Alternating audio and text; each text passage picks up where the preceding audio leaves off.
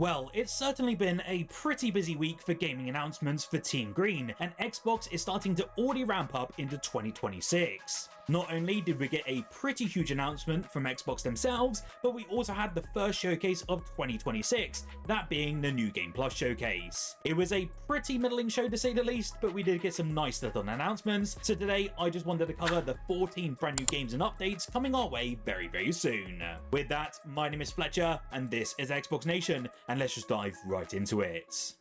First up, we had the announcement that Duskfade is officially coming to Xbox in 2026, and this is a nostalgic action platformer from a rather small indie development team. It essentially has us setting off on a journey to restore time to a world seized in eternal night, whilst playing as a young apprentice called Zirian. We got a much deeper look at the gameplay thanks to the showcase, and honestly, it looks like it's trying to nail the controls and platforming elements of the golden era of action platformers. Personally, I'm actually really digging the art style here, and apparently we will be exploring quite a lot of unique and very distinctive environments, and even taking on some pretty cool looking bosses. I've actually been dying for a new platformer like this, especially one aiming for that early 2000s period, so if the devs really nail it, this could be a great standout for this year.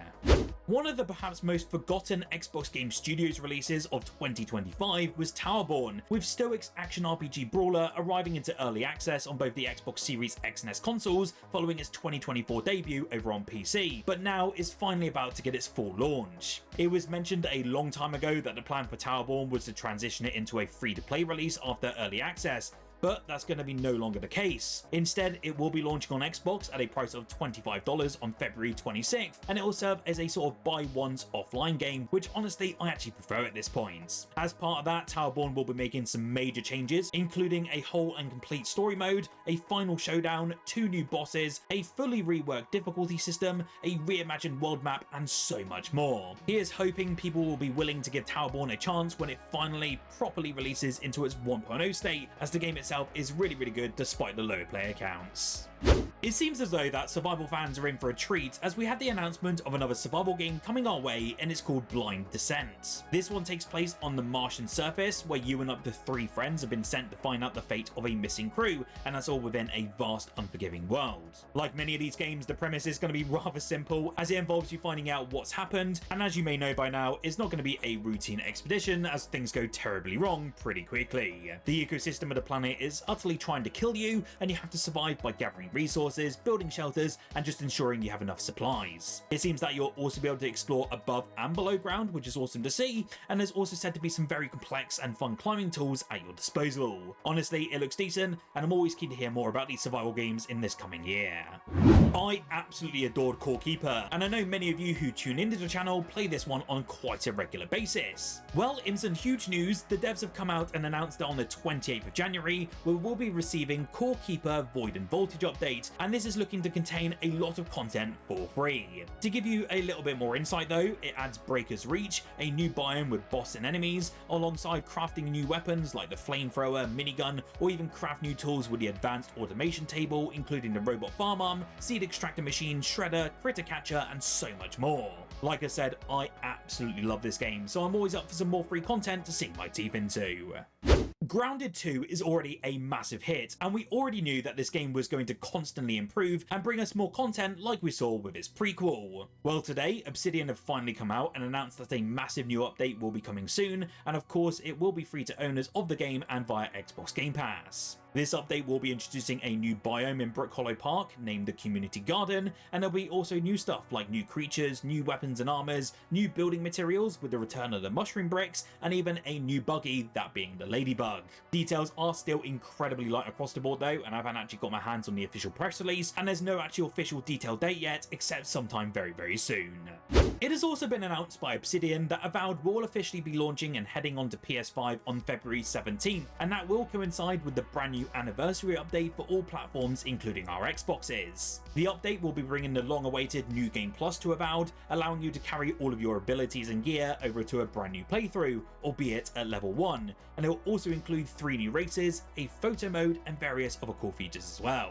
It's an update that Obsidian have teased for quite some time now as their biggest yet in a previous roadmap. Truth be told, I'm pretty surprised to learn of this one at a new event, especially at the New Game Plus showcase, but it's a welcome one for sure, and I hope we see more of these showcases showcases in the near future.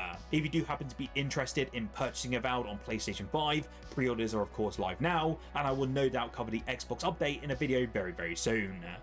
I never expected this at all, but Rebellion is due to bring their game known as Speedball to Xbox on the 27th of February. The game will also be leaving Steam Early Access on the very same day. Speedball is essentially a revival of the classic series where it was made by Bitmap Brothers all the way back in 1988, which to this day is one of the best futuristic sports games. It has two teams of cybernetically enhanced players going head to head in an attempt to score more goals, but also causing as many injuries to the opposition as possible. I've never seen this game before, and I'm really digging that sort of isometric stylization and just the premise of trying to cause plenty of issues for my opponents. I never expected this one to be a Rebellion game, so definitely put it on your radar, especially since Atomfall was great. I have no doubt this is going to be a good one as well.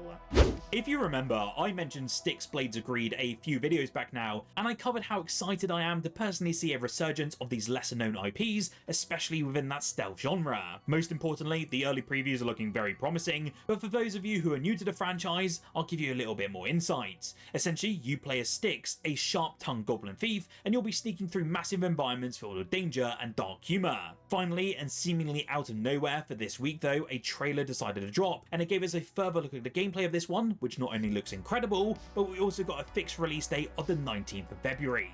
I hope this one reviews pretty well across the board, and I will try and get my own review out alongside some coverage nearer the time.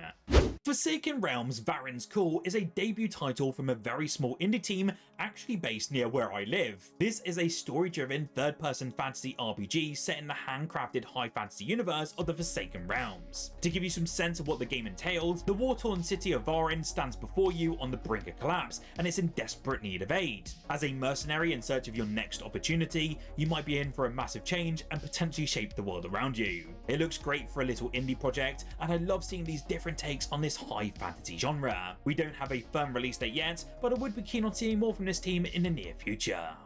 A massive announcement was also made within the past 24 hours regarding the Elder Scrolls Online, and for any of you who have never played this game before, check this update out. The ESO team have now announced that if you own the game or play it via Xbox Game Pass, all new content and features moving forward will be free to all players, and they even mentioned that crossplay is on the cards as well.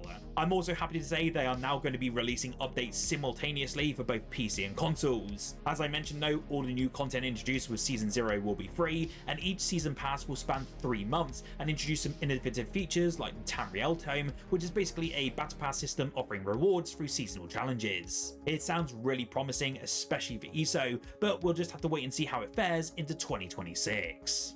Keeping in the realm of Bethesda, and if you've been watching Season 2 of the Fallout TV show like me, and you just want to single time into the wasteland yet again, then I have some very great news for you.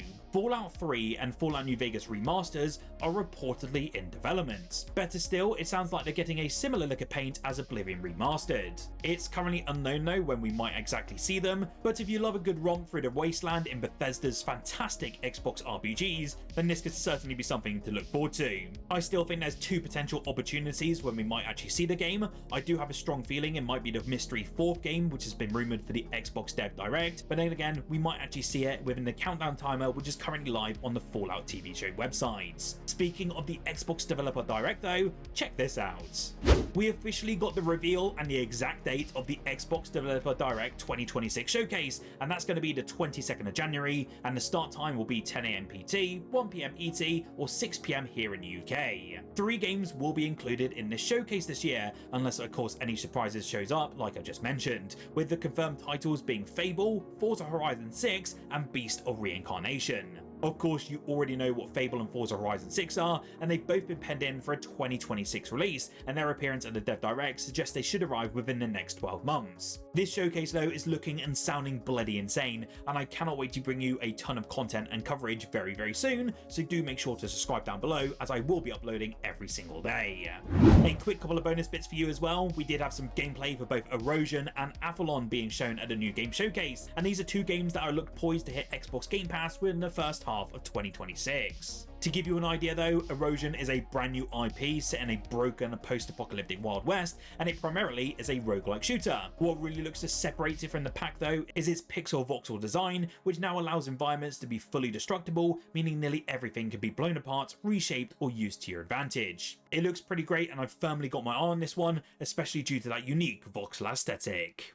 Aphelion, on the other hand, is a stealth action-adventure game from the masterminds over at Don't Nod. The premise of this one is really intriguing to say the least, as two astronauts essentially survive a crash on an uncharted planet, only to realise they're not alone. The latest footage gave us a further look at their terrifying nemesis, alongside a deeper chat with the audio designer and how they're going to go about making this one such a tense game from day one. Honestly, both of these games look absolutely insane, and I cannot wait for them to hit Game Pass day one sometime very soon.